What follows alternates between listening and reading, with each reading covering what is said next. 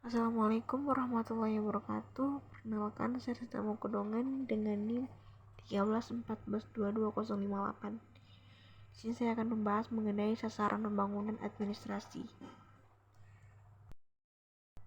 Administrasi negara sebagai suatu ilmu terus mengalami perkembangan yang dapat dilihat dari teori atau paradigma, baik dalam model pemikiran atau peralatan analitis, arah perhatian maupun metodologinya.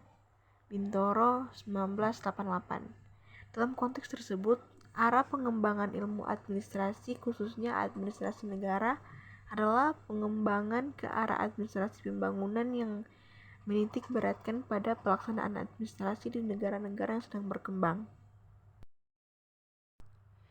Adapun sasaran administrasi pembangunan berdasarkan ciri-ciri administrasi pembangunan, yaitu sebagai yang pertama, lebih memberi tekanan atau perhatian terhadap lingkungan masyarakat yang berbeda-beda, terutama bagi lingkungan masyarakat negara berkembang.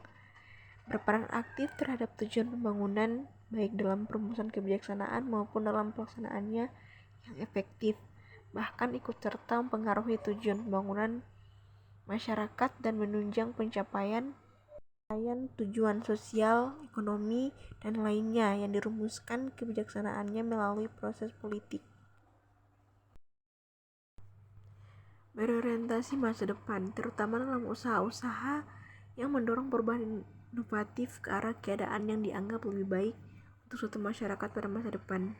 Lebih berorientasi pada pelaksanaan tugas pembangunan dari pemerintah untuk merumuskan kebijakan pembangunan dan pelaksanaannya yang efektif dan berkemampuan untuk pengendalian instrumen bagi pencapaian tujuan-tujuan pembangunan.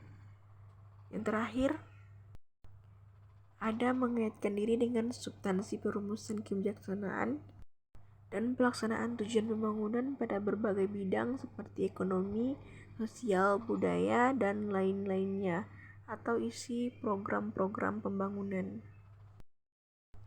Aspek-aspek administrasi negara yang menjadi sasaran pembangunan yaitu yang pertama, pengembangan kelembagaan, yang kedua, pengembangan sumber daya manusia, yang ketiga, peningkatan kapasitas kerja, dan yang keempat, penumbuhan citra positif, dan yang terakhir, budaya organisasi. Pengembangan kelembagaan, pembahasan tentang aspek kelembagaan sebagai salah satu sasaran pembangunan administrasi dengan sengaja dan secara sadar penulis batasi pada organisasi lingkungan eksekutif pemerintah negara dan tidak termasuk aspek kelembagaan legislatif dan tidak yudikatif. Sekian dari saya. Assalamualaikum warahmatullahi wabarakatuh.